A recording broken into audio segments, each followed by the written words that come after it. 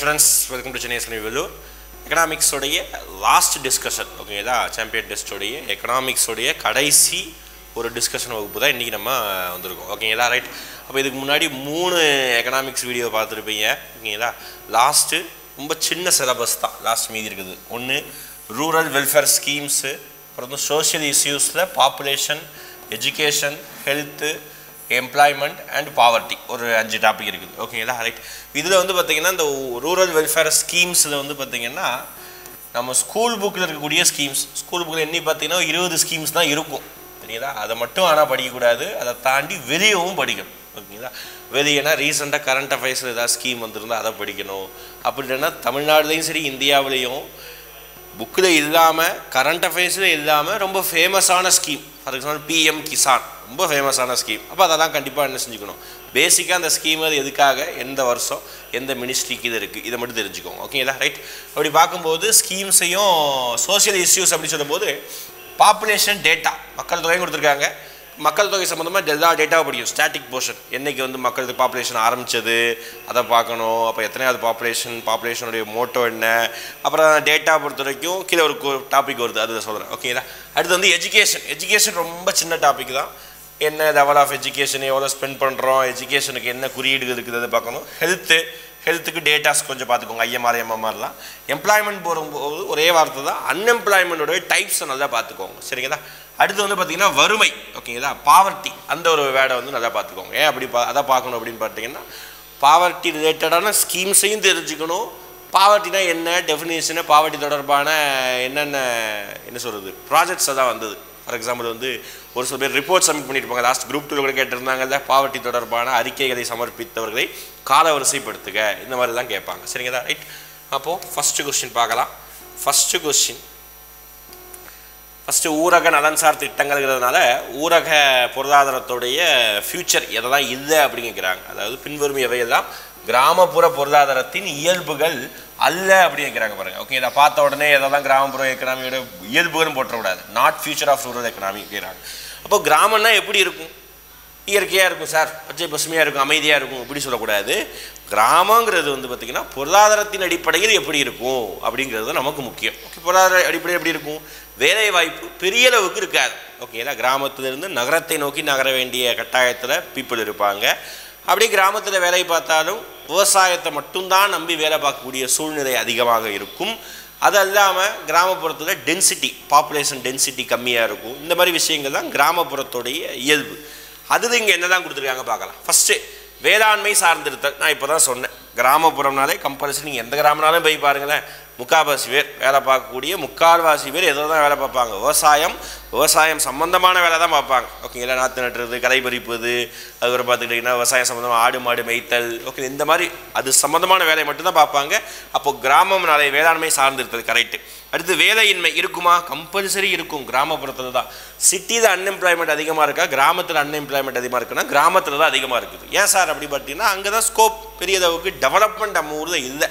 கிராமப்புறங்களில் பெரிய அளவுக்கு ஃபேக்ட்ரி இல்லை, பெரிய அளவுக்கு சர்வீஸ் செக்டார் அங்கே இல்லை. இது சென்னை, மதுரை இந்த மாதிரி சிட்டி போனீங்கன்னா ஃபேக்ட்ரிஸோ சர்வீஸ் செக்டாரோ ஸ்கூல்ஸோ எப்படியாவது ஒரு வேலை வாய்ப்பு கொடுக்குது. கிராமத்தில் அது இல்லை. கிராமத்தில் இருக்கிறவங்களே சிட்டி வரைக்கும் நகர்ந்து வந்து தானே வேலை பார்க்குறாங்க, மைக்ரேட் ஆகி. அப்போது வேலையின்மை ஒரு முக்கியமான நெகட்டிவ் ஓகே. அடுத்து அதிக மக்கள் தொகை அடர்த்தின்னு சொல்லிட்டாங்க பாருங்கள். லாஜிக்காக யோசிச்சு பாருங்களேன், சிட்டியில் வந்து ரொம்ப நெருக்கமாக மக்கள் இருப்பாங்களா, கிராமத்தில் நெருக்கமாக இருப்பாங்களா, சிட்டியில் தான் இருப்பாங்க. அப்போ 3ஆவது ஸ்டேட்மெண்ட் தப்பு, அது ஃபியூச்சர் கிடையாது.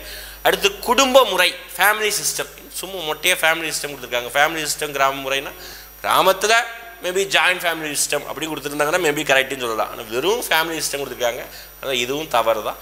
லாஸ்ட்டு 3-4 தான் ஃபியூச்சர் கிடையாது ஓகே. இந்த ஆன்சர் வந்து டி, டெல்லி. இது 1-2 தான் future of the rural economy. இது இல்லாமல் நான் சொன்ன மாதிரி பார்த்திங்கன்னா வேலைவாய்ப்பு அது இருக்குது ஓகேங்களா. டென்சிட்டி வந்து கம்மியாக இருக்கும், டிரான்ஸ்போர்ட்டேஷன், ஹெல்த்து, ஸ்கூல் ஃபெசிலிட்டி இருக்காது. இதெல்லாம் வந்து ஃபியூச்சர் ஆஃப் ரூரல் எக்கனாமி சரிங்களா.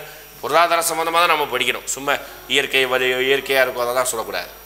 அடுத்து லிட்ரஸி ரேட்டுன்னு சொல்லிட்டு மேட்ச் த ஃபாலோயிங் கேட்டிருக்காங்க ஓகேங்களா.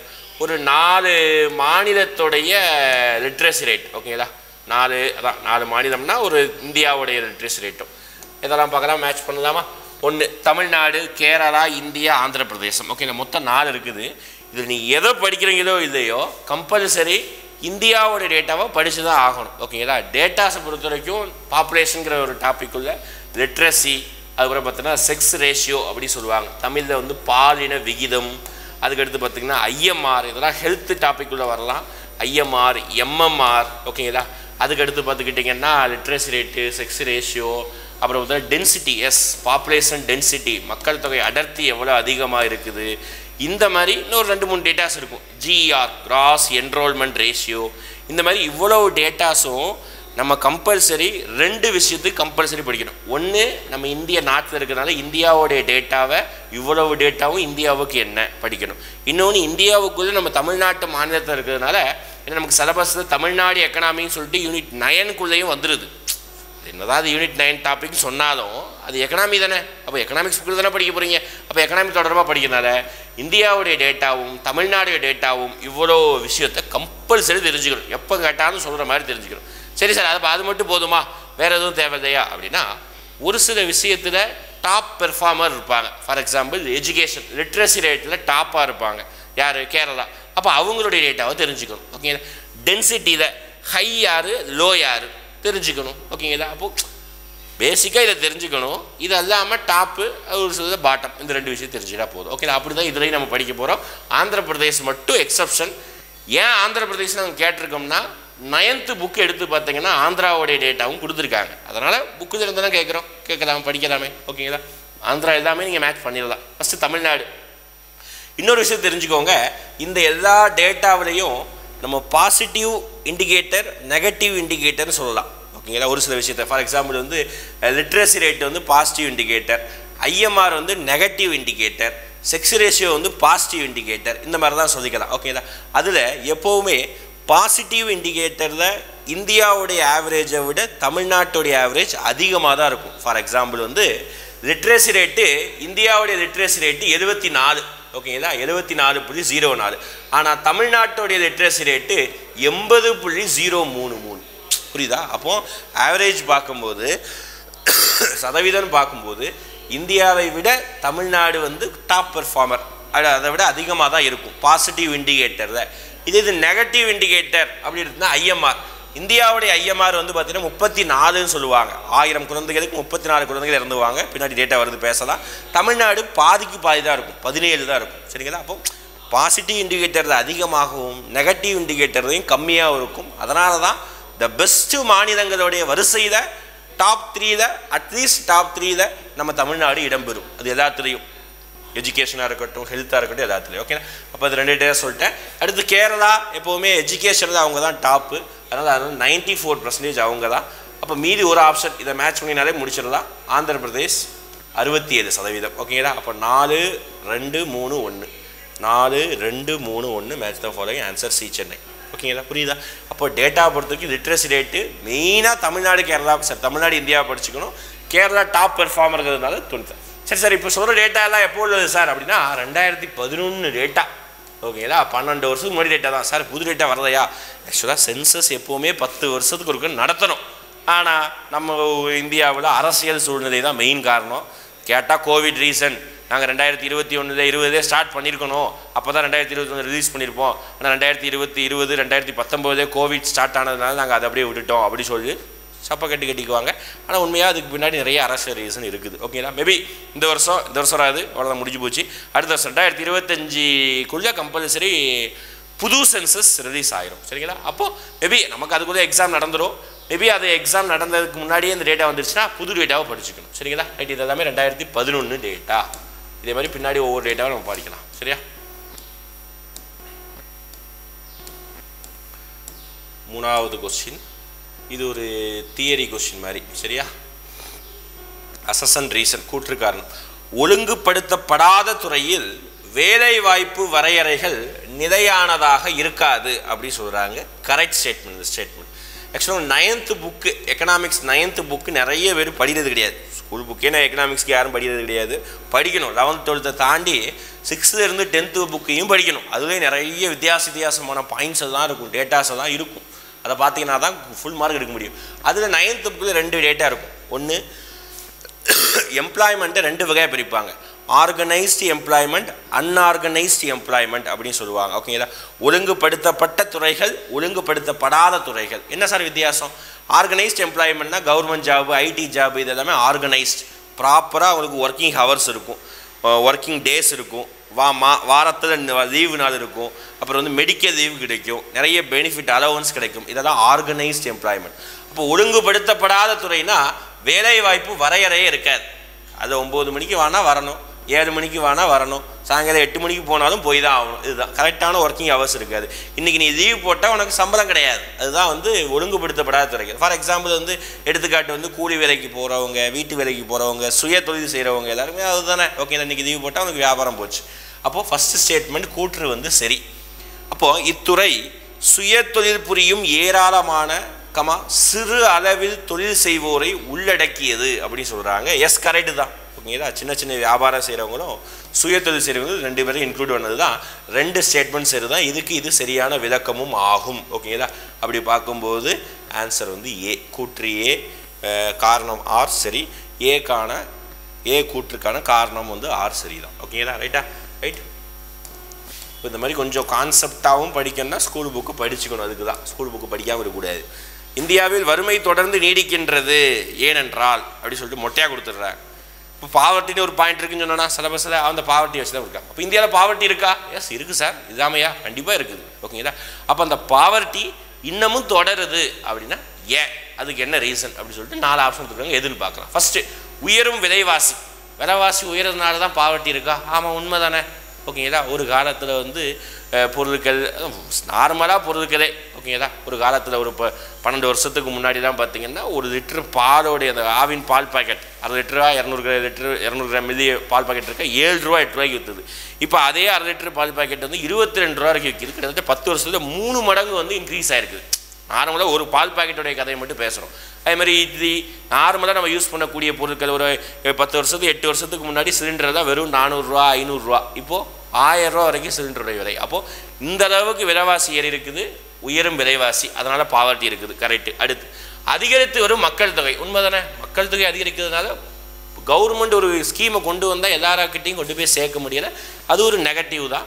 அடுத்து, வேலை வாய்ப்பின்மை. என்ன தான் இவ்வளோ விஷயம் பேசினாலும் ஃபஸ்ட்டு எம்ப்ளாய்மெண்ட்டை நம்மளால் கொடுக்க முடியலை, எம்ப்ளாய்மெண்ட்டும் கிடைக்கல. அதனாலையும் நமக்கு வந்து வறுமை தொடர்ந்துக்கிட்டே இருக்குது. ஒருத்தனுக்கு வேலையை கொடுத்துட்டாலே அவனுக்கு வறுமை இருக்காது. அப்போ வேலையின்மை அதுவும் ஒரு நெகட்டிவ் தான். ஓகேங்களா?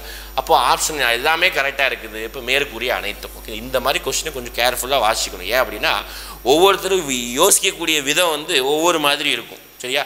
இப்போ இன்னொருத்தர் என்ன யோசிப்பாருன்னா, எங்கள் சார் வந்து விலைவாசி தான் ரொம்ப ஏறிட்டு இருக்கு, ஓரளவுக்கு நார்மலாக பெட்ரோல் விலை 1.5 வருஷமாக பெட்ரோல் விலை கூடவே இல்லை, 120 ரூபாயிலே இருக்குது. ஆமாம், உண்மைதான். அதுக்குன்னு ரொம்ப வருஷமாக கூடாமையாக இருக்குது, 4-5 வருஷமாக கூடாமல் இருக்குது கிடையாது. அப்போது ஒரு சில பேர் யோசிக்கக்கூடிய விதங்கள் மாறும். ஆனால் நம்ம என்ன யோசிச்சாலும் ஆன்சருக்கு கொடுக்குறது தான் கொடுக்குறது. இது ப்ரீவியஸ் இயர் கொஸ்டின் வந்து நான் எடுத்திருக்கேன். சரியா? இது டிஎன்பிசி ஒரு எக்ஸாமில் கேட்ட ப்ரீவியஸ் இயர் கொஸ்டின் இப்படி தான் கேட்டிருக்காங்க. அப்போது ஃபஸ்ட்டு ஆப்ஷனை பார்த்த உடனே டிக் பண்ணிட்டோ அல்லது கன்ஃபியூஸ் ஆகிட்டோ நீ உன்னுடைய தனிப்பட்ட முறையிலிருந்து மட்டுமே ஒரு சில கொஸ்டினை யோசிக்கக்கூடாது, பொது நலனாக யோசிக்கணும். அப்படி யோசிக்கும் போது மட்டும்தான் கொஞ்சம் நல்லாயிருக்கும். ஓகேதா?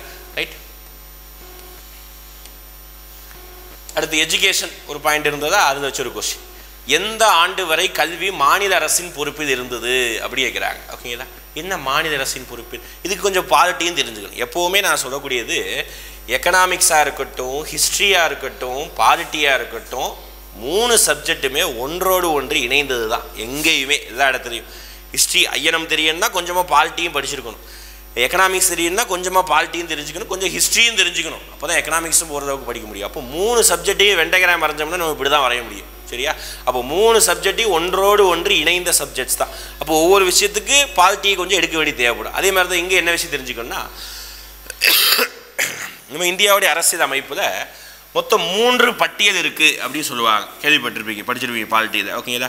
என்னதான் மத்திய பட்டியல் அப்படி சொல்லுவாங்க, அப்படி இல்லைன்னா ஒன்றிய பட்டியல் சொல்லலாம், அடுத்து மாநில பட்டியல் சொல்லலாம், அடுத்து பொது பட்டியல் அப்படி கூட சொல்லலாம். ஓகேங்களா? மொத்தம் 3 வகையான பட்டியல் இருக்குது. என்ன சார் பட்டியல்னா, அந்த பட்டியலுக்கு கீழே ஒரு சில லிஸ்ட் இருக்கும். அந்த லிஸ்ட்டில் மாநில அரசு மட்டும்தான் சட்டம் இயற்ற முடியும், அந்த லிஸ்ட்டில் மத்திய அரசு மட்டும்தான் சட்டம் இயற்ற முடியும்.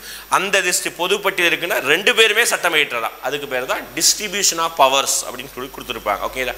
7வது அட்டவணையில் இந்த விஷயத்தை தான் குறிப்பிட்டிருப்பாங்க பாலிட்டியில். ஓகேங்களா?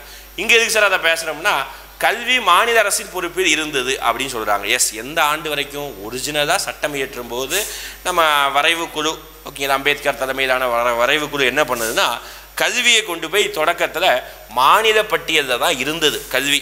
ஓகேங்களா, கல்வினா நம்ம இப்போ நீட்டை ஒழிக்கணும்னு சொல்கிறோமா, கல்வி வந்து மாநில பட்டியலில் இருந்தால் நீட்டை ஒழிச்சிடலாம்.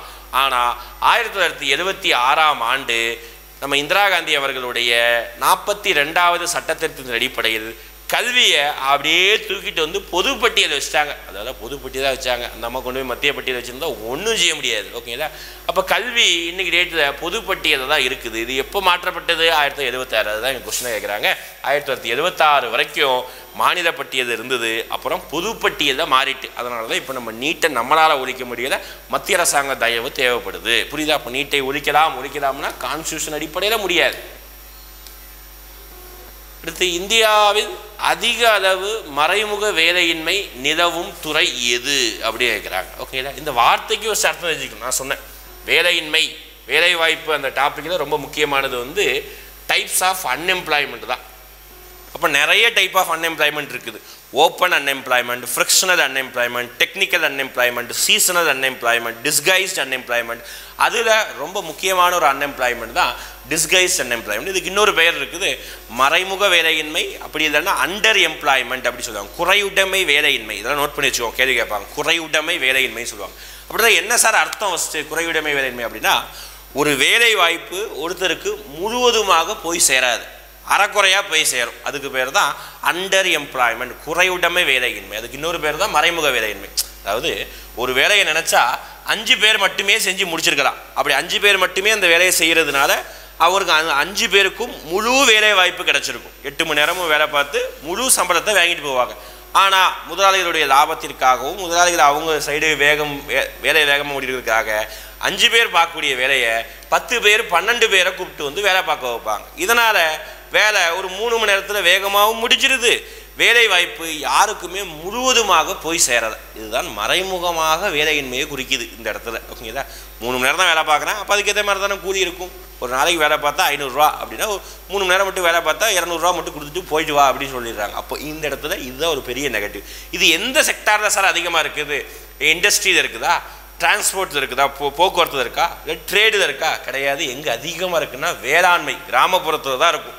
நீங்களே லைவ் எக்ஸாம்பிள் நம்மளே பார்க்கலாம். டெய்லியும் வந்து காலையில் நாற்று நட்டுறதுக்கு அப்படின்னு சொல்லிட்டு ஒரு பெரிய கேங் வந்து பெண்கள் எல்லாரும் போவாங்க. ஓகேங்களா, ஒரு 5 பேராக போவாங்க? கிடையாது, 10-15 பேர் போவாங்க. ஒரு 2 ஏக்கர் 1 ஏக்கர் நாற்று நட்டுறதுக்கே. அப்படியே எல்லோரும் காலையிலே விடிய காலையிலே போயிட்டு ஒரு 6 மணி அந்த ரேஞ்சுக்கே போயிட்டு காலையில் சாப்பிட்றது கூட வீட்டுக்கே வந்துடுவாங்க 9 மணி போல். அப்போ பார்க்குறது அவங்க வெறும் 2-3 மணி நேரம் தான், 2 மணி நேரம் தான் வேலையே. அப்போ நினச்சிருந்தா அந்த ஓனரு ஒரு 5-6 பேரை மட்டும் கூப்பிட்டு ஃபுல் வேலை வாய்ப்பு கொடுத்துருக்கலாம். ஆனால் இவ்வளோ பேரை கூப்பிட்டு அவங்களுக்கு வெறும் 100 ரூபா 150 ரூபா அப்படின்னு சொல்லிட்டு கூலியை கொடுத்து ஏமாத்துறாங்க. அவங்களுக்கு வேலையும் சீக்கிரமாக முடிஞ்சிருது. இதுக்கு பேர் தான் வேளாண்மையில் மறைமுக வேலையின்மை அதிகமாக இருக்குன்னு சொல்கிறாங்க. ஓகேங்களா, ரைட். எல்லாமே கான்செப்ட் கொஸ்டின் தான் இந்த லெசனில். ஃபேக்சுவல் பாயிண்ட் ரொம்ப கம்மியாக தான் வரும். அடுத்து, ரீசன் ஃபார் கிராமப்புற, எவையெல்லாம் கிராமப்புற வறுமைக்கான காரணங்கள் அப்படி சொல்கிறாங்க. ரீசன்ஸ் ஃபார் ரூரல் எக்கனாமி, கிராமப்புறத்துடைய பொருளாதாரத்துக்கு என்னெல்லாம் இது சொல்கிறாங்க பார்க்கலாமா? என்னெல்லாம்? 1, நிலங்கள் பிரிந்து பிரிந்து காணப்படுதல், லேண்டு டிஸ்இன்டகிரேஷன். அப்படியா? ஆமாம், கரெக்டு. லேண்டு வந்து பார்த்திங்கன்னா கிராமப்புறத்தில் வந்து பிரிஞ்சு தான் இருக்குது. ஆமாம், எல்லாருக்குமே கரெக்டாக வந்து சம பங்காக இருக்கா? கிடையாது. ஓகேங்களா, எல்லாருக்கும் வந்து என்ன சொல்கிறது, ஒரு நபர்கிட்ட 10 ஏக்கர் இருந்ததுன்னா அவனுக்கு 3 பசங்க இருக்கும்போது பின் நாட்களில் 3 ஏக்கராக பிரிச்சுடுறாங்க. திருப்பி அவருக்கு பசங்க வரும்போது லேண்டு பிரிஞ்சு போகுது. அடுத்து, கிராமப்புறத்தில் பணவீக்கம் அப்படிங்கிறது பெரிய அளவுக்கு இருக்காது. ஓகேங்களா, ஆமாம், உண்மைதான். பணவீக்கம் கிராமப்புறத்தில் நம்ம அதை பேச முடியாது. ஓகேங்களா, தப்பு அது. அடுத்து, இன்இக்வாலிட்டி, கிராமப்புறங்களில் இன்இக்வாலிட்டி இருக்குமா அப்படின்னா இருக்கும், கண்டிப்பாக. ஓகே, கிராமப்புறம் நம்மளே கிராமத்தில் நீங்கள் பார்த்துருப்பீங்க, ஏதாவது ஒரு தெருவில் ஒருத்தரோ அதாவது 2 பேரோ பெரிய வீடு கட்டியிருப்பாங்க, அதே தெருவையும் குடிசை வீடு அதிகமாக இருக்கும். ஓகேங்களா, அப்போ இன்இக்வாலிட்டி கிராமப்புறங்களில் இருக்குது. அடுத்து, நோ இன்வெஸ்ட்மெண்ட், முதலீடு இல்லாமல். ஆமாம், கரெக்டு தரேன். கிராமத்தில் போயிட்டு யார் பெரிய அளவுக்கு இன்வெஸ்ட்மெண்ட் போட்டு ஃபேக்ட்ரி ஆரம்பிக்கிறேன், இந்த இடத்துல நான் இந்த செக்டார் உருவாக்குறேன், யார் உருவாக்குறா? கிடையாது. அப்போ இன்வெஸ்ட்மெண்ட்டு பெரிய அளவுக்கு கிடைக்கல. அப்போ எவையெல்லாம் கிராமப்புற வறுமைக்கான காரணங்கள்னா 1, 3, 4 அதுதான் ஆன்சர். சரிங்களா, ஏ.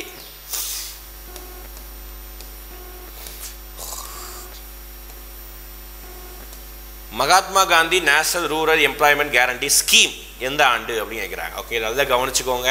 இந்த வார்த்தை வந்து ஸ்கீமுன்னு கேட்டிருக்காங்க. ஓகேங்களா, ஃபஸ்ட்டு என்னன்னு சொல்கிறேன். இது ஒரு ஸ்கீம். எப்போவுமே ஸ்கீமாக இருந்தால் அதோடைய வருஷம் மட்டும் படிச்சுட்டு போயிடலாம். ஆனால் இந்த ஸ்கீமுக்கு இன்னொரு ஸ்கீம் உண்டு. அந்த 2 ஸ்கீமுக்கு மட்டும் வெறும் ஸ்கீமோடைய வருஷம் மட்டும் பார்க்கக்கூடாது. இந்த ஸ்கீம் எதுக்காக? மகாத்மா காந்தி எம்ஜி நரேகா அப்படின்னு சொல்லுவாங்க. இந்த ஸ்கீம் எதுக்காக? நம்ம ஊர் கிராமத்தில் கேள்விப்பட்டிருப்போம்.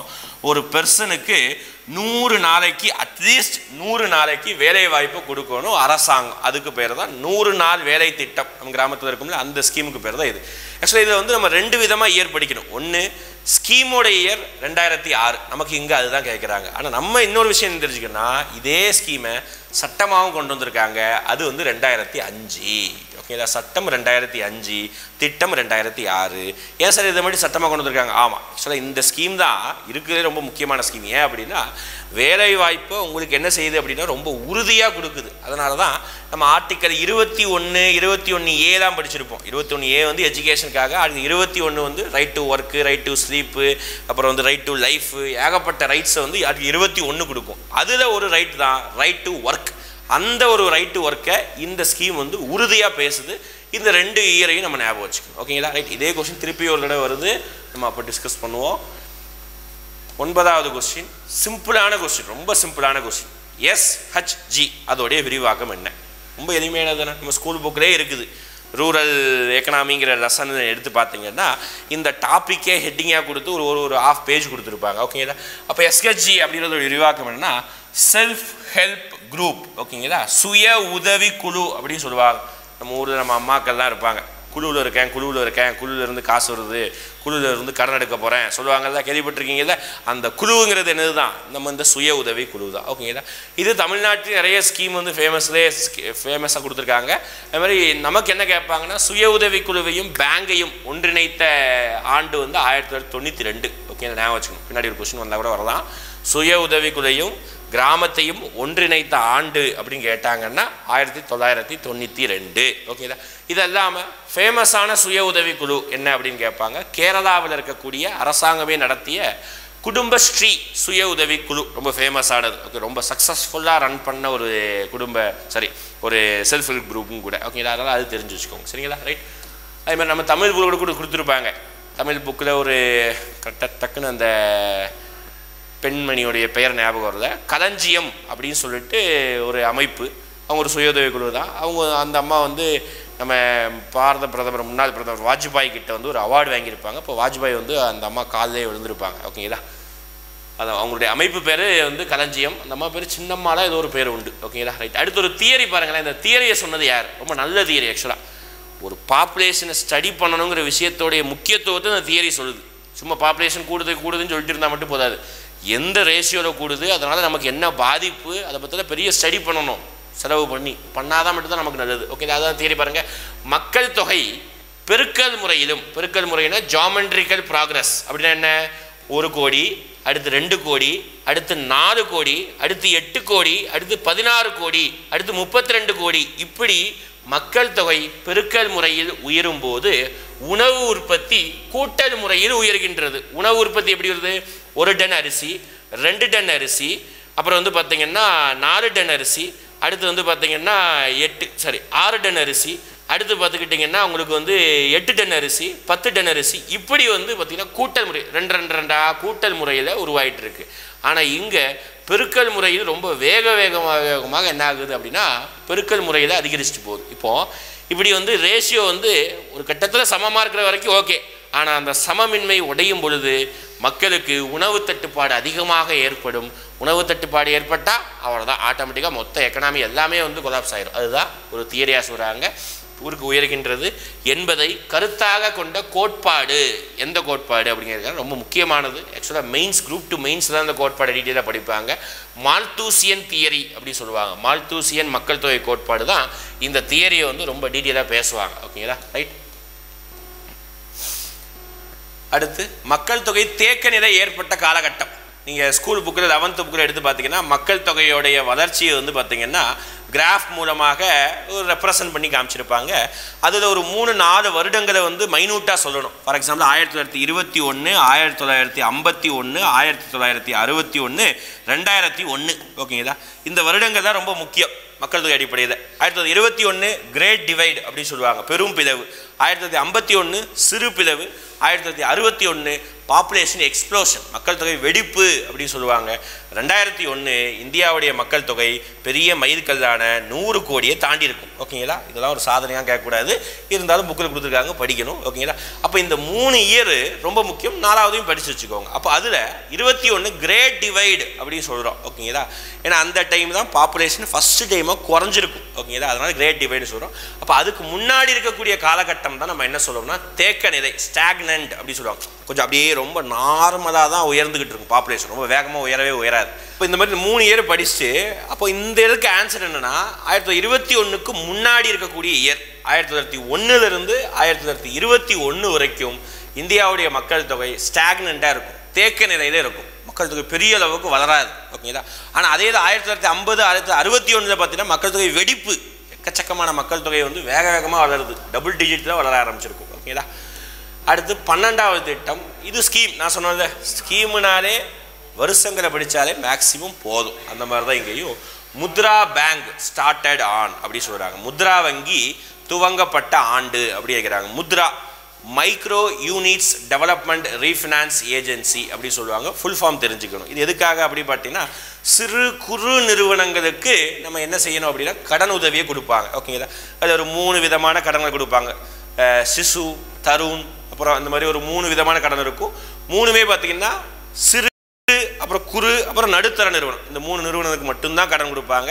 செக்யூரிட்டி இல்லாமல் நிறைய பேருக்காக, இந்த ஏழை மக்களுக்காக இந்த கடன் உதவி கொடுத்தாங்க. இது எப்போ கொண்டு வந்தாங்க அப்படின்னு கேட்பாங்க, 8/4/2015. ஓகேங்களா, இந்த டேட்டோட படிக்கணும். ஓகேங்களா, வெறும் இயரை மட்டும் படிக்காமல் டேட்டோட படிச்சுக்கோங்க. ஒரு சில விஷயத்தில் தான் நபார்டு, எக்ஸிம் பேங்கு, இது அப்புறம் வந்து பார்த்திங்கன்னா எல்பிஜி எந்த ஆண்டு கொண்டு வரப்பட்டது, இதெல்லாம் டேட்டோட படிச்சிங்கன்னா கொஞ்சம் யூஸ்ஃபுல்லாக இருக்கும். சரிங்களா, ரைட்.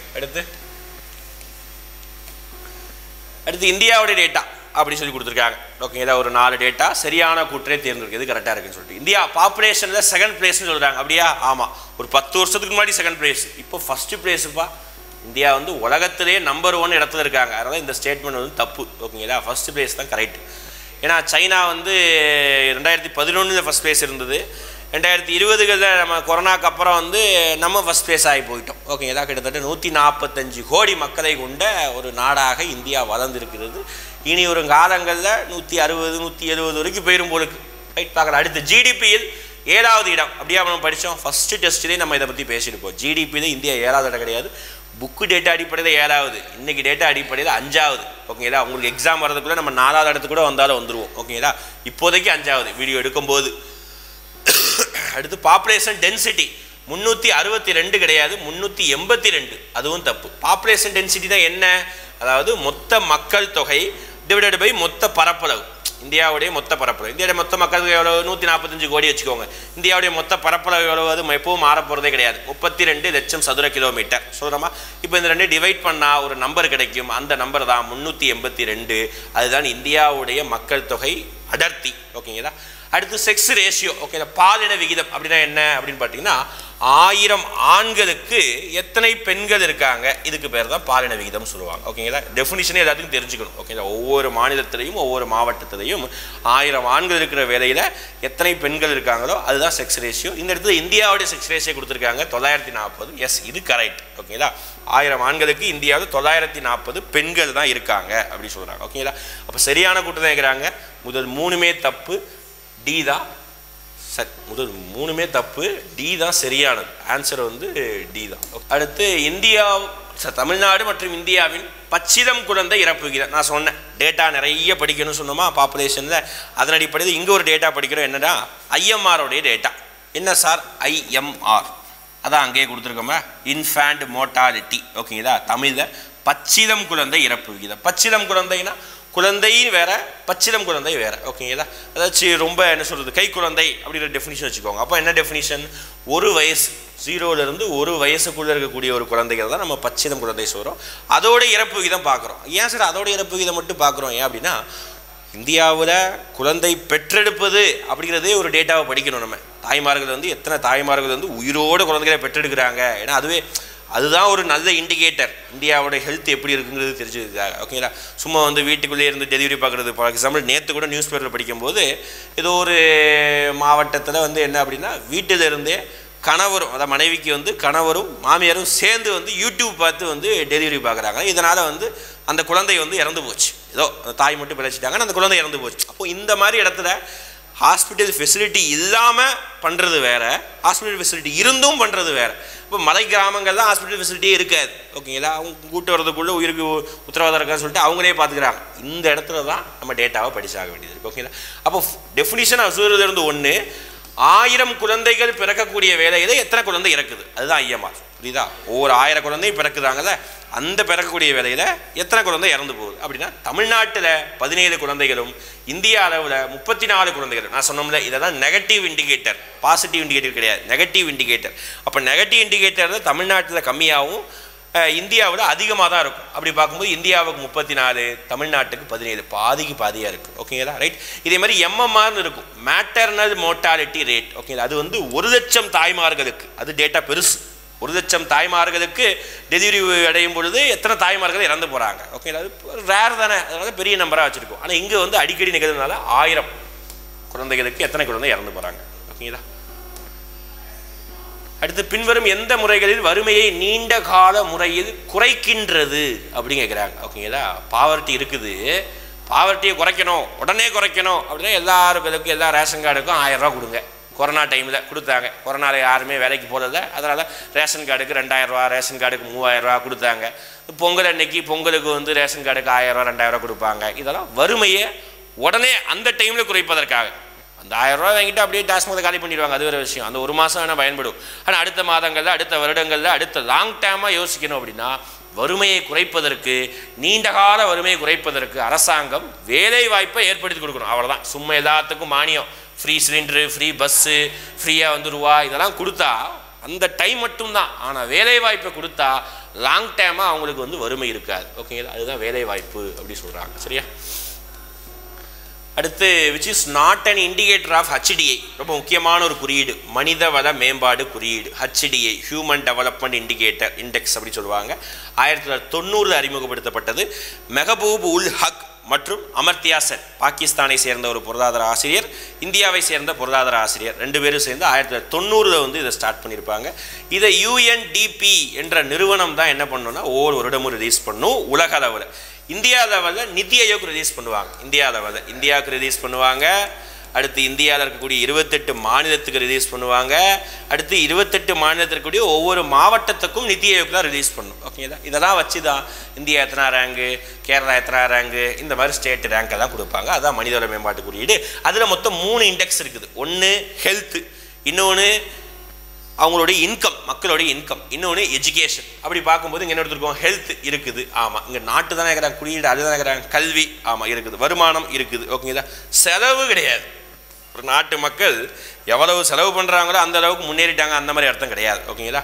அப்படி பார்க்கும்போது இந்தியா எப்போவுமே இந்தியாவுடைய ரேங்க் பார்த்தீங்கன்னா அரௌண்டு 130 கிட்டத்தட்ட இருப்பாங்க. அப்போ போன வருஷம் டேட்டா அடிப்படையில் இந்தியாவுடைய ரேங்க் பார்த்தீங்கன்னா 134வது ரேங்காக HDI இருக்காங்க. இதே மாதிரி HDI மட்டும் படிக்கக்கூடாது. நமக்கு வந்து பார்த்திங்கன்னா இதை தாண்டி மல்டி டைமென்ஷனல் பாவர்ட்டி இண்டெக்ஸ், அதுக்கப்புறம் பார்த்தீங்கன்னா இன்இக்வாலிட்டி இண்டெக்ஸ் சொல்லிட்டு இன்னும் நிறைய இண்டெக்ஸ் படிக்கணும். அடுத்து ரொம்ப எளிமையான கேள்வி, நம்ம இப்போ தான் ஒரு கேள்வி 5 கேள்விக்கு முன்னாடி பார்த்துருந்தோம். ஐஎம்ஆரோடைய எக்ஸ்பான்ஷன் ரொம்ப சிம்பிளானது, அது கொஸ்டினே இருந்தது. ஓகேங்களா? ஐஎம்ஆரோடைய விரிவாக்கம் என்ன பார்க்கணும்? இதில் எல்லாமே IMR அப்படி தான் முடியும். ஆனால் இந்த இடத்துல நமக்கு கரெக்டானது இன்ஃபேண்ட் மோர்டாலிட்டி ரேட். ஓகேங்களா? இந்த 2 பாருங்கள், இந்த 2மே கன்ஃபியூஸ் ஆகும் பார்க்கும்போது. இதுவும் இன்ஃபேண்ட் தான், இதுவும் இன்ஃபேண்ட் தான், மோர்டாலிட்டி தான். ஆனால் லாஸ்ட் வார்த்தை ரேட்டு ரேஷியோ அப்படின்னு கொடுத்துருக்கோம். ரேட்டு தான் கரெக்ட், ரேஷியோன்னு போடக்கூடாது. ஓகேங்களா? செக்ஸுக்கு மட்டும்தான் ரேஷியோ, வேறு எதுக்கும் ரேஷியோ கிடையாது. நேஷனல் பாலிசி எந்த வருஷம், கிரேட் டிவைட் எந்த வருஷம், சூஸ் ராங்லி மேட்ச்டு, தவறாக பொருந்தியுள்ளதை தேர்ந்தெடுக அப்படின்னு சொல்கிறாங்க. எப்பவும் தவறானது இது, அதுதான். தேசிய மக்கள் தொகை, ஆக்சுவலாக இன்னொரு டேட்டாவும் படிக்கணும். உலகத்திலேயே மக்கள் தொகைக்காக ஒரு கொள்கையை கொண்டு வந்த நாடு அப்படின்னா அது இந்தியா தான். வேறு எந்த நாடுமே இதுவரை கொண்டு வரல. ஓகேங்களா? உலகத்திலேயே முதல் முறையாக மக்கள் தொகைக்குன்னு சொல்லிட்டு ஒரு கொள்கை, ஒரு பாலிசியை கொண்டு வந்தாங்கன்னா அதுக்கு பேர் பார்த்திங்கன்னா இந்தியா தான். 2000 ஆண்டு கொண்டு வந்திருப்பாங்க. இது கரெக்டு. பெரும்பிதவு நான் இப்போ தான் ஒரு 6 கொஸ்டினுக்கு முன்னாடி சொன்னேன். கிரேட் டிவைட் 1921 வருஷம். இங்கே 51 கொடுத்துருக்காங்க, தவறு. ஓகேங்களா, இங்கே தவறானது மட்டும் தான் கேட்குறாங்க, 2 மட்டும்தான் தவறு. ஓகேங்களா. Okay, next question, reason for unemployment. ஓகேங்களா, வேலையின்மைக்கான காரணங்களை சொல்லுங்கள் அப்படின்னு சொல்லியிருக்காங்க. ஓகேங்களா, இப்போ வேலையின்மைக்கு காரணங்கள் வந்து நிறைய காரணங்கள் உண்டு. ஆனால் நமக்கு லிஸ்ட் அவுட் பண்ணதில் எதெல்லாம் வந்து கரெக்டாக இருக்குது அதுதான் சொல்லணும். சரிங்களா, ஃபஸ்ட்டு அதிகரிக்கும் மக்கள் தொகை ரெலவெண்ட்டாக இருக்கா? Yes, relevant. ஓகேங்களா, அதிகமாக மக்கள் தொகை அதிகரிக்கிறதுனால வேலையின்மை குறையுது. ரைட். அடுத்து பருவகால வேலையின்மை, இது ஒரு காரணமானா எஸ், அதுவும் ஒரு காரணம் தான். பருவகாலம், சீசனல் அன்எம்ப்ளாய்மெண்ட் ஒரு ஜாப் லெஸ்க்கு ஒரு காரணம் தான். அடுத்து கூட்டு குடும்ப அமைப்பு, இது கொஞ்சம் யோசிக்க வேண்டியது. இந்த மாதிரி இதெல்லாம் நார்மலானது, இது பார்த்துன்னு சொல்லிடலாம். ஆனால் கூட்டு குடும்ப அமைப்புக்கும் வேலையின்மைக்கு சம்மந்தம் இருக்கானா இருக்க தான் செய்யுது. ஓகேங்களா, உண்மையாகவே பார்த்துட்டீங்கன்னா ஒரு ஜாயின்ட் ஃபேமிலிஸ்ட்டாக இருக்கும்போது ஒரு நபர் மட்டும் வேலைக்கு போகிறாரு, இன்னொரு நபர் என்ன செய்ய கிடையாது, வேலைக்கு போகிறது கிடையாது. ஃபார் எக்ஸாம்பிள் வந்து ஒரு அண்ணன் தம்பி எல்லாம் ஒரே குடும்பத்தில் இருக்காங்கன்னா ஒரு அண்ணன் மட்டும் வேலைக்கு போய் சம்பாதிச்சு வருது, தம்பி மட்டும் என்ன பண்ணிக்கிறது, வீட்டில் இருக்கக்கூடிய வேலைகள், இப்போ தோட்ட வேலைகள், இந்த மாதிரி சின்ன சின்ன விஷயத்தை அவர் வீட்டை தான் பார்த்துக்கிறது. அப்போ கூட்டு குடும்பங்கிற ஜாயின்ட் ஃபேமிலிஸ்ட்டுங்கிறது வந்து ஒருத்தர் சம்பாதிச்சா போதும் அந்த மாதிரி ஒரு விஷயத்தை கொண்டு போய் தள்ளிடுது. ஓகேங்களா. அடுத்து குறைவான தொழில் வளர்ச்சி, லீஸ்ட் இண்டஸ்ட்ரியல் க்ரோத். எஸ், எல்லாமே பார்த்தீங்கன்னா வேலையின்மைக்கான காரணம் தான் இந்த கொஸ்டினில் அனைத்தும். சரிங்களா. அடுத்து which scheme was launched by the government of India to connect more and more people from the banking service? அதாவது வங்கி சேவையில் அதிகமானவர்களை இணைக்க இந்திய அரசு இந்த திட்டத்தை அறிமுகப்படுத்தியது அப்படிங்கிறாங்க. அதாவது என்ன ஸ்கீம் வந்து நம்ம பேங்கிங்கை வந்து பீப்புள் கூட வந்து மெர்ஜ் பண்ணுறதுக்கு யூஸ்ஃபுல்லாக இருக்குது அப்படிங்கிறாங்க. ரொம்ப ஃபேமஸான ஸ்கீம் தான். பாருங்களேன், இப்போ மேக் இன் இண்டியா ஸ்கீம்ன்றது ப்ரொடக்ஷனுக்காக, முத்ரா ஸ்கீம் நம்ம இப்போ தான் பார்த்தோம் 2015 லோன் கொடுக்கறதுக்காக, அது பேங்க்கு தான், ஆனால் அது ரொம்ப கனெக்ட் கிடையாது. அடுத்து ஸ்கில் இந்தியாங்கிறது வந்து மக்களுக்கு ஸ்கில்லை சொல்லிக் கொடுப்பதற்காக. பிரதான் மந்திரி ஜன்தன் யோஜனா அப்படிங்கிறது பார்த்திங்கன்னா தான் நமக்கு பேங்கிங், அதாவது ஜீரோ பேலன்ஸ் அக்கௌண்ட் அப்படி சொல்லுவாங்கல்ல, எல்லாருமே அட்லீஸ்ட் ஒருத்தராவது ஒரு பேங்க் அக்கௌண்ட்டாவது வச்சுருக்கணும், அந்த கான்செப்ட் தான் இந்த ஜன்தன் யோஜனா. அதுதான் வந்து பீப்புள் வந்து பேங்க் கூட ரொம்ப வந்து கனெக்ட் பண்ணுது. ஓகேங்களா. இப்போ கொஞ்சம் கான்செப்டாக அந்த கொஸ்டினை வாசிக்கணும். இது ஒரு ப்ரீவியஸ் இயர் கொஸ்டின் தான். நம்ம ஆல்ரெடி பார்த்தோம்னா எம்ஜி நரேகா ஸ்கீம் 2006, சட்டம் 2005.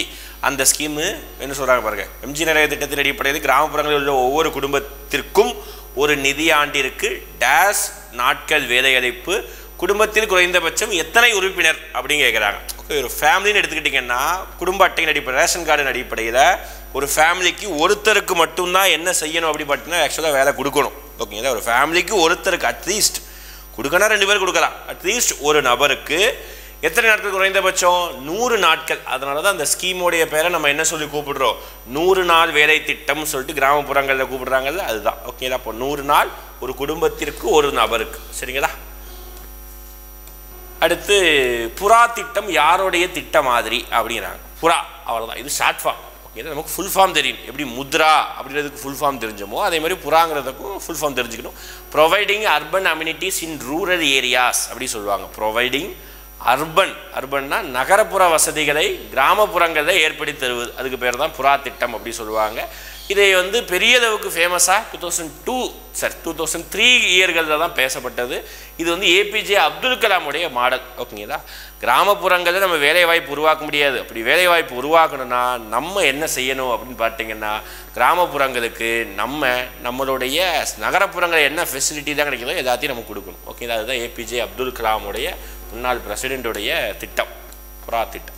அடுத்து நான் சொன்னதில்ல, ஒரு 2 ஸ்கீம் வந்து ரொம்ப முக்கியம். அதை வந்து ஆக்டாகவே கொண்டு வந்திருப்பாங்க அந்த ஸ்கீமை. அதில் ஒரு ஸ்கீம் வந்து எம்ஜி நரேகா பார்த்தோம். இன்னொரு ஸ்கீமும் நமக்கு சோசியல் ப்ராப்ளம் பாவர்ட்டியில் ஒரு முக்கியமானது தான். அதுதான் நேஷ்னல் ஃபுட் செக்யூரிட்டி ஆக்ட், உணவு பாதுகாப்பு சட்டம். ஓகேங்களா. இது எதுக்கு சார், இது என்ன சார் ஸ்கீமாக இருக்குது அப்படி பார்த்தீங்கன்னா, நம்ம ரேஷன் கடைகளில் மலிவான விலையில் உணவுப் பொருட்களை வாங்குறோம்ல, அரிசி, நம்ம ஊர் ரேஷன் கடையில் அரிசி இலவசம் ஃப்ரீ. ஆனால் இதே இது மற்ற மாநிலங்களுக்கு போனீங்கன்னா அரிசி ₹1, ₹2. நார்த் இந்தியா போனீங்கன்னா கோதுமை ₹1, ₹2 அதெல்லாம் விற்கிது. பருப்புடைய விலை கம்மியாக விற்கிது. இதெல்லாம் வந்து பார்த்திங்கன்னா இந்த திட்டத்தின் அடிப்படையில் தான், இந்த சட்டத்தின் மூலமாக உருவாக்கப்பட்ட திட்டத்தின் அடிப்படையில் தான் ரேஷன் கடைகளில் மலிவான பொருள். அப்போ இந்த சட்டம் எப்போ கொண்டு வரப்பட்டதுன்னா 2013. சில பாலிட்டியில் ஒரு முக்கியமான சட்டம் லோக்பால் சட்டம்னு ஒரு சட்டம் வந்திருக்கும். அதுவும் 2013. இந்த நேஷனல் ஃபுட் செக்யூரிட்டி ஆக்ட் 2013. ஓகேங்களா. அடுத்து ஸ்கீம். இந்த ஸ்கீம் வந்து எப்போ நான் சொல்கிறோம்ல, இதெல்லாம் ஸ்கூல் புக்கில் மென்ஷன் பண்ணிருக்க ஸ்கீம். ஓகேங்களா, 11th 12th புக்கில் ஊரக பொருளாதாரம்னு ஒரு லெசன் இருக்கும். அந்த ஸ்கீமுக்கு தான் இயரை கேட்குறாங்க. ஓகேங்களா, சூஸ் த இன்கரெக்ட் பேர், தவறான இணை கேட்குறாங்க. ஓகேங்களா, தேசிய ஊரக வேலைவாய்ப்பு திட்டம் 1980 கரெக்டு. வேலைக்கு உணவு திட்டம் 1977 இதுவும் கரெக்டு. ஜவஹர் வேலைவாய்ப்பு திட்டம் 1986 கரெக்டு. ஊரக நிலமற்றோர் வேலைவாய்ப்பு உறுதி திட்டம் 1983 கிடையாது. ஓகேங்களா, இது மட்டும் தவறு. ஓகேங்களா, அப்போ இதே மாதிரி பாவர்ட்டியை ஒழிப்பதற்காகவும் வேலைவாய்ப்பை கொடுப்பதற்காகவும் உணவை உணவுப் பொருட்களை அவங்களுக்கு கொடுப்பதற்காகவும் மக்களுக்காக கொண்டு வரப்பட்ட ஸ்கீம்ஸ் தான் ஒரு 10-12 ஸ்கீம்ஸ் ஸ்கூல் புக்கில் பாக்ஸ் போட்டு கொடுத்துருப்பாங்க. ஸ்கீமோடைய பேர் வருஷம் இந்த 2 பாயிண்ட் தான் இருக்கும், வேறு எதுவுமே இருக்காது. ஓகேங்களா, அது என்ன ஸ்கீமு எதுக்காக கூட இருக்காது, பேரை பார்த்தாலே சொல்லிடலாம், வேலைவாய்ப்பு உறுதி திட்டம், வேலைக்கு உணவு திட்டம். ஓகேங்களா, அது இது மட்டும் தவறாக இருக்குது. அடுத்த கொஸ்டின். ஆக்சுவலாக ஸ்கீம் எல்லாமே இந்த 1975களுக்கு அப்புறம் நிறைய ஃபேமஸான ஸ்கீம்ஸை தான் கொண்டு வந்திருப்பாங்க, இந்திரா காந்தி டைம்லேயும் சரி அதுக்கப்புறமும். அடுத்து கரெக்ட் ஸ்டேட்மெண்ட் கேட்குறாங்க. ஏற்றுமதி இறக்குமதி கொள்கை, வங்கி பற்றி கேட்குறேன். ஏற்றுமதி இறக்குமதி கொள்கை குறித்து சரியான கூற்று. இது 1 ஏப்ரல் 2015 உருவாக்கப்பட்டது, கரெக்டு தான். ஓகேங்களா, நான் சொன்னோம்ல எல்பிஜி கொள்கை எந்த ஆண்டு எந்த நாள் உருவாக்கப்பட்டது. அப்புறம் முதல் தொழிற்கொள்கை எந்த நாள் எந்த ஆண்டு உருவாக்கப்பட்டது. அதே மாதிரி தான் ஏற்றுமதி இறக்குமதி கொள்கையும் எந்த நாள் உருவாக்கப்பட்டது அப்படி சொல்கிறோம், ஏப்ரல் 1 2015. அடுத்து இது இந்தியாவில் தயாரிப்போம் மின்னணு இந்தியா போன்ற திட்டங்களை ஊக்குவிக்கிறது. எஸ் கரெக்டு தான். 2014 என்டிஏ கவர்மெண்ட் ஃபார்ம் ஆனது. என்டிஏனா நேஷனல் டெமோக்ராட்டிக் அலையன்ஸ், அதான் பிஜேபி கவர்மெண்ட் ஃபார்ம் ஆனதுக்கப்புறம் இந்த மாதிரியான வார்த்தைகளை அதிகமாக பயன்படுத்தினாங்க. ஓகே, நம்ம கேள்விப்பட்டிருப்போம் நிறைய இடங்கள். Digital India, make in India, start up India, stand up India, அந்த மாதிரி வார்த்தைகளும் பயன்படுத்துகிறாங்க. அது ஸ்கீமாகவும் செயல்படுத்தப்பட்டது. அதில் இந்த எக்ஸிம் பாலிசியில் இது ஒரு பார்ட் ஆஃப் இதாக பண்ணாங்க. அப்போ ரெண்டுமே சரி தான். ஆன்சர் C 1 and 2 சரியா. அடுத்து 6வது கொஸ்டின், சரி 26வது கொஸ்டின். டேட்டாஸ் பற்றி தான். ஒரு 3 டேட்டா ஃபுல்லாமே தமிழ்நாடு தொடர்பான டேட்டா கொடுத்துருக்காங்க. இதில் எதாவது சரியான கூட்டுன்னு தேர்ந்தெடுக்கணும். 2011 மக்கள் தொகை கணக்கீட்டு அடிப்படையில் தமிழ்நாட்டின் மக்கள் தொகை அடர்த்தி, நம்ம ஆல்ரெடி இந்தியாவின் மக்கள் தொகை அடர்த்தி நான் சொல்லியிருந்தேன் 382. இது தமிழ்நாட்டின் மக்கள் தொகை அடர்த்தி 555. எஸ் கரெக்டு தான், ஃபேன்சியாக இருக்கும், படிக்கிறதுக்கு ஈஸி 555. அடுத்து அதே 11 கணக்கீட்டு தமிழ்நாட்டின் எழுத்தறிவு விகிதம் 80.33%. ஆமாம், நான் நேஷ்னல் ஆவரேஜ் சொல்லியிருந்தோம் 74.04. இது தமிழ்நாட்டுடைய லிட்ரேசி ரேட்டு 80.03. அடுத்து 2011 மக்கள் தொகை கணக்கீட்டு அடிப்படையில் தமிழ்நாட்டின் பாலின விகிதம் 995. ஓகே, அப்படி சொல்லியிருக்காங்க. ஆக்சுவலாக இது மட்டும் கொஞ்சம் ட்விஸ்டடாக இருக்கும். உங்கள் ஸ்கூல் புக்கில் ஒரு சில இடங்களில் மேபி 995 மென்ஷன் பண்ணியிருக்கலாம். ஆனால் உண்மையான டேட்டா 996 தான். ஓகேங்களா, இந்தியா தமிழ்நாட்டுடைய பாலின விகிதம் பெண்களுடைய எண்ணிக்கை 1000 ஆண்களுக்கு 996 தான். இது கவர்மெண்டோடைய அஃபீஷியல் வெப்சைட்லேயே 96 தான் இருக்கும். ஓகேங்களா, நம்ம ஸ்கூல் புக்கில் ஏதோ பிழையின் காரணமாக 95 கொடுத்துருக்காங்க, நிறைய இடங்களில் கொடுத்துருக்காங்க. ஆனால் நீங்கள் கவர்மெண்ட் ஆஃப் இந்தியாவுடைய அஃபீஷியல் வெப்சைட்டு நான் சொல்கிறேன், செக் கூட பண்ணிக்கோங்க. ஓகேங்களா, சென்சஸ் 2011.in அப்படின்னு சொல்லிட்டு வெப்சைட் இருக்கும். அந்த வெப்சைட்லேயே 96 தான் இருக்கும் கவர்மெண்ட் ஆஃபீஷியல்ட்டாக. அப்போ அப்படி பார்க்கும்போது இது தப்பு தான். ஓகேங்களா, மேபி உங்களுக்கு ஸ்டேட்மெண்ட் நார்மல் கொஸ்டினாக கேட்டாங்க, 96 ஆப்ஷனே இல்லைன்னா 95 போட்டுருங்க. ஓகேங்களா, ஏன்னா ஸ்கூல் புக் டேட்டா தான் நம்ம சொல்லிக்கிறோம் அப்படியே சொல்கிற மாதிரி. ஓகேங்களா, அப்போ இப்போதைக்கு நம்ம சொல்கிறது 1, 2 மட்டும்தான் சரி. ஆன்சர் C, ஏன்னா ஆப்ஷன்லேயே 1, 2, 3 கொடுக்கல நம்ம. ஓகேங்களா, அங்கே தான் இருக்கும். ரைட். அடுத்து ஒரு ஸ்டேட்மெண்ட்டு. ஓகேங்களா, ஹூ செட், ஒரு கொட்டேஷன் பாருங்கள். ஒரு இந்திய உழவன் கடனிலே பிறந்து கடனிலே வாழ்ந்து கடனிலே இறந்து அவன் சந்திக்கும் கடனை விட்டு செதுகிறான் அப்படின்னு சொல்லிட்டு ஒரு கொட்டேஷன் சொல்கிறாங்க. இந்த கூற்றை யார் சொன்னது அப்படி கேட்குறாங்க. உங்களுக்கு அந்த 12th புக்கோ 11th புக்கில் அந்த ரூரல் லெசன் 12th புக்குன்னு நினைக்கிறேன், அந்த லெசனில் கொடுத்துருப்பாங்க. தெளிவாக ஃபஸ்ட்டு வார்த்தையை இதுதான் கொடுத்துருப்பாங்க. சார் மால்கம் டார்லிங் அப்படிங்கிற ஒரு நபர் தான் இந்த கொட்டேஷனை சொல்லியிருப்பார். ஓகே, ரொம்ப முக்கியமான கொட்டேஷன். ப்ரீவியஸ் இயரில் நம்ம எக்ஸாம்லேயே கேட்டிருக்காங்க, குரூப் 4 குரூப் 2 மாதிரியான எக்ஸாம்லேயே கேட்டிருக்காங்க இந்த ஸ்டேட்மெண்ட்டை. சரியா, இது மாதிரி ரொம்ப ஃபேமஸான ஸ்டேட்மெண்ட் பார்த்துக்கோங்க. புக்கில் நிறைய ஸ்டேட்மெண்ட் இருக்கும். ஃபார் எக்ஸாம்பிள் அதாவது இயந்திரங்களை ஒரு பாவம் என்று சொன்னவர் காந்தி சொல்லியிருப்பார். ஓகேங்களா, அந்த மாதிரி ஃபேமஸானதை மட்டும் பார்த்துக்கோங்க. அடுத்து தமிழ்நாடு மொத்த சேர்க்கை விகிதத்தில் முதலிடத்தில் உள்ளது. ஆமாம், மொத்த சேர்க்கை விகிதம்னா என்ன, அதாவது ஹையர் ஸ்டாண்டர்டுக்கு ஒரு நபர் படிக்கிறதுக்கு பேர் தான் மொத்த சேர்க்கை விகிதம். ஸ்கூல் முடித்து எத்தனை பேர் காலேஜ் எஜுகேஷனை அட்டன் பண்ணுறாங்களோ அதுக்கு பேர் தான் கிராஸ் என்ரோல்மெண்ட் ரேஷியோ. ஓகேங்களா, தமிழ்நாடு மொத்த சேர்க்கை விகிதம். அதில் தமிழ்நாடு தான் முதலிடம். இந்தியாவில் 28 மாநிலங்களில் தமிழ்நாடு தான் முதலிடம் அப்படி சொல்கிறாங்க. கரெக்டு தான் அந்த ஸ்டேட்மெண்ட்டு. தமிழ்நாட்டின் மொத்த சேர்க்கை விகிதம் அப்படின்னு சொல்லி டேட்டா கொடுத்துருக்காங்க. 9th புக்கிலே இருக்குது 46.9%. 9th புக்கிலேயே லிட்ரேசி ரேட்டு, மொத்த சேர்க்கை விகிதம், அப்புறம் வந்து பார்த்திங்கன்னா செக்ஸ் ரேஷியோ, இது எல்லாமே 9th புக்கில் இருக்கும். அது இந்த ஸ்டேட்மெண்ட் இருக்குது. ரெண்டுமே கரெக்டு தான். ஆனால் ஏன் முதலிடம் இருக்குது, அதுக்குரிய காரணம் இது கரெக்டாக இருக்கானா இல்லை. ஓகேங்களா? அது என்ன காரணம் இருக்குன்னா, இந்தியாவிலே தமிழ்நாட்டில் தான் பொறியியல் கல்லூரிகளும் கலை மற்றும் அறிவியல் கல்லூரிகளும் அதிகமாக இருக்குது. ஓகேங்களா? அதுதான் ஒரு ரீசன். அந்த ரீசன் கொடுத்துருந்தா கரெக்டாக இருந்திருக்கும். அந்த ரீசன் கொடுக்கல. அதனால் ரெண்டுமே சரி, ஆனால் விளக்கம் அல்ல. அதுதான் இங்கே முக்கியம். சரியா? இந்த மாதிரி கொஸ்டினை வந்து புரியணும். மேலே இருக்க ஸ்டேட்மெண்ட்டுக்கும் கீழே இருக்க ஸ்டேட்மெண்ட்டுக்கும் இருக்கக்கூடிய தொடர்பை புரிஞ்சுக்கிட்டு தான் நம்ம பேசணும். சரியா?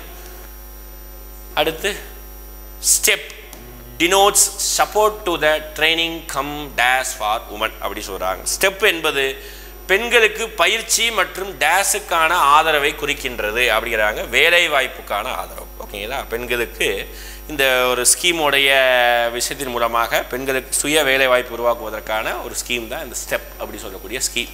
ஓகேங்களா? அடுத்த லாஸ்ட்டாக ஸ்கீம் தான். திருப்பி ஸ்கீமோடைய இயர் கேட்காம அந்த ஸ்கீமோடைய அப்ஜெக்டிவ் பற்றி பேசியிருக்காங்க. பாருங்களேன்.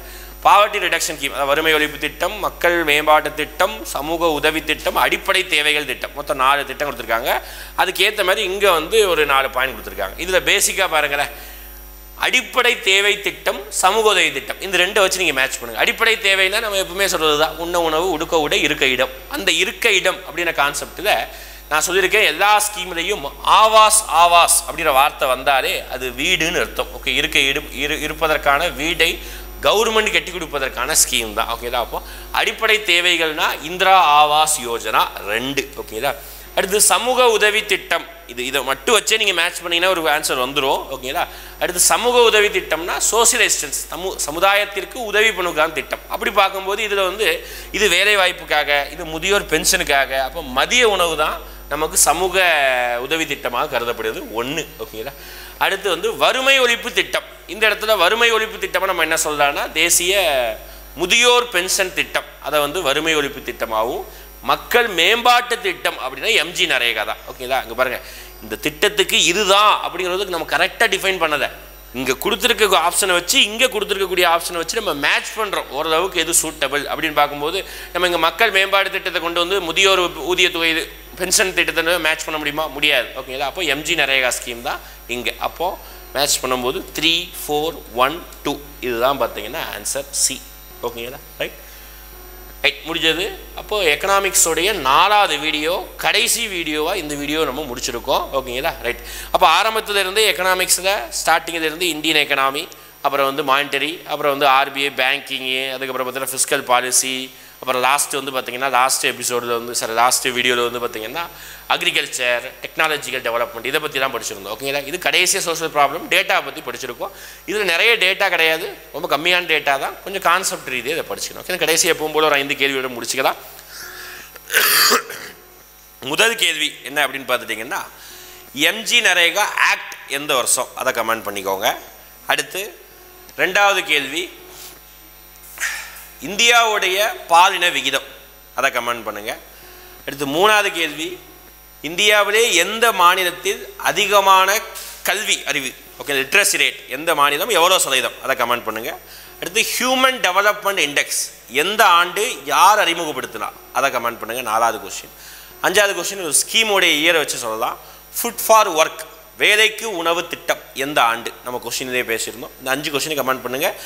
அடுத்து வந்து பார்த்திங்கன்னா உங்களுக்கு இந்த டெஸ்ட்டு இந்த ரவுண்டில் வந்து எக்கனாமிக்ஸ் முடிஞ்சது, அடுத்தடுத்த டெஸ்ட்டு 2 டெஸ்ட்டும் இருக்கும். ஓகேங்களா? அதை பார்த்துட்டு அடுத்த ரவுண்டில் வந்து அடுத்து நமக்கு என்ன சப்ஜெக்ட் இருக்கிறது நம்ம அடுத்த வீடியோவில் பார்க்கலாம். ஓகேங்களா? தேங்க்யூ.